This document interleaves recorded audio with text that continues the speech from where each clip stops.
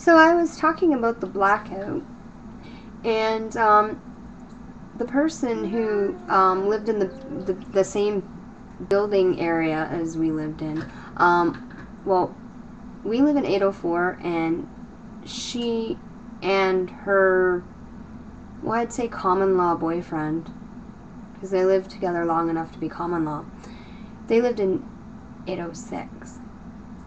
And they were Brian's roommates. When I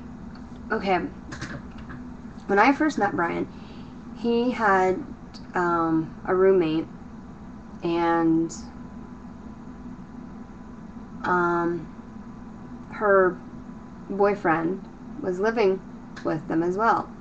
Because I guess way, many years before I had met Brian, I guess she met this guy, and he apparently was from Newfoundland as well, and she's from Newfoundland.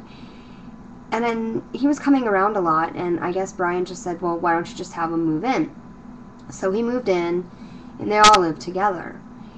And when I met him, he was living with them, and he wasn't with them for that long after we got together, because I guess things started going on, and her brother came down from Newfoundland and needed some help, and she wanted to help him out, and I guess they wanted to just have a little bit of change, and they politely had asked Brian to move out. And I panicked, I puzzled, I didn't know what to do or what to think, and the first thing that came to my mind was, I'm just going to ask my mom and dad. So I did, and they said sure, he could rent out the room for $500 a month. So we lived at my parents' for the time, and a little after we got married, until we were able to get out on our own. Long story short, we had enough money to move out, and I was really looking forward to moving here, for the simple fact is, I like this area because it has the courtyard pool and party room, which we've never used the party room, but we have used the pool facilities often in the summer. Sometimes no, sometimes we do. It's close to a school. It's close to different bus routes, which is really nice. And it's in walking distance of a few convenience stores, a plaza with a grocery store, and so on. And you can also walk to the mall if you pace yourself, I guess. And I just liked how it has, in each unit, it has a washer and a dryer, and you can have pets here. That was my main concern, because I had Patches, and I said, well, if I can't move Patches, then I'm not moving. So we needed to find a place that would accept us having Patches. So Brian decided he wanted to try to be the man, and he took our money that we had from the wedding for the apartment here, and he tried to get us a condo. We got the condo, but the big downfall was, and this is for a lot of people, getting the down payment. That was the big issue. So we ended up backing out of that, and here we are, we're living where I previously wanted to live. So, getting back to the blackout, we decided to call up Angela and see what was going on and what they were doing, and we said, well, would you like to have some company? So we decided to go over there and keep her some company, and we listened to the radio, and I think we played a couple of games of cards, and we were just chit-chatting and talking and sitting in the dark with the flashlights, and we came back home to pick up something. I think it was a radio or a flashlight or something, and there was a bunch of kids in the hallway screaming, and they're like, there's a bat in here. And then I guess somebody found some money in the hallway, which was pretty pure luck to them. And yeah, for several several years. This year, I haven't seen it, but Jason says he did. He said he saw the bat, and I think Pam said she saw it as well. But I haven't seen it. But last year, and the year before, and the year before that, since I lived here, there's always been a bat in one of the hallways. So we've had fun with that. Lucky enough, it's never went into anybody's apartment. So that's a good thing.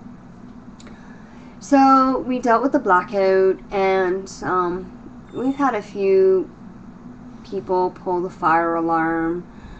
And then, what else happened? Oh, yes, I gotta tell you this.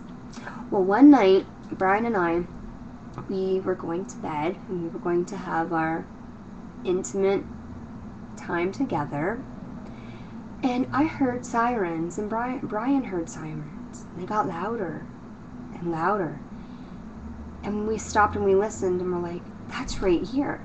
So Brian and I decided to go for a little walk in the hallway to see what was going on, because Brian's very nosy. Whenever he hears sirens, he's not as bad now today as he was then, but we went for a walk, and we found out that well, we looked outside and we looked down, and there was a guy on the ground, and there was a cot over him, and I took it, because the guy wasn't moving, and I took it as they shot him, like he was dead. But what had happened was, it was this young fellow who stole this car from a car lot, and it was a speed chase. So the cops were chasing him, and I guess when you come in, okay, I'm going to show you this way. When you come in our driveway, okay, if you go up this way and turn this way, you go to the underground parking.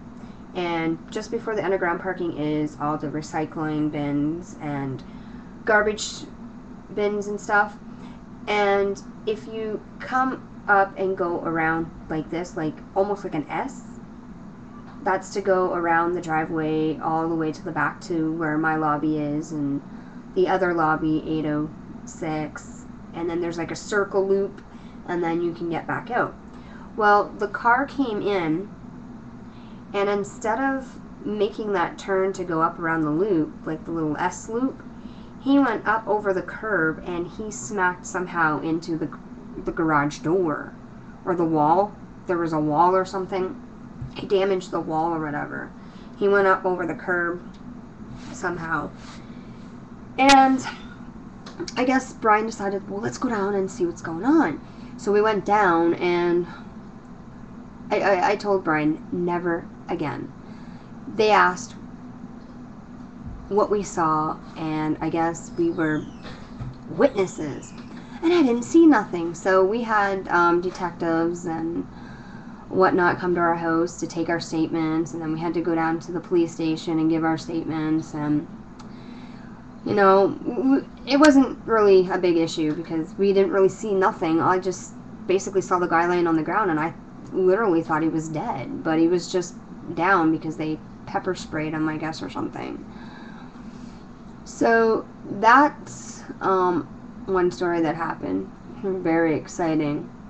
And then we had this year, we had the fire. Now, I'm going to tell each and every one of you, today, clean out your lint trap.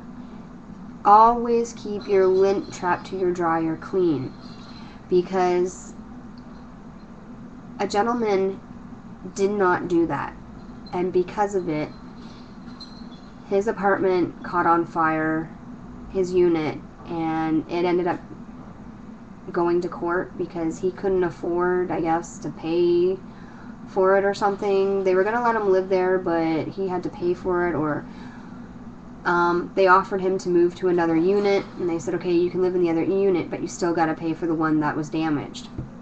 So I hope you enjoy my stories. If you want to know more, I can tell you some more stories. They're just getting rid of so much garbage from the one unit they're working on. The stuff you see, and the stuff you get out of the garbage, it's awesome. I got my rocking chair out of the garbage.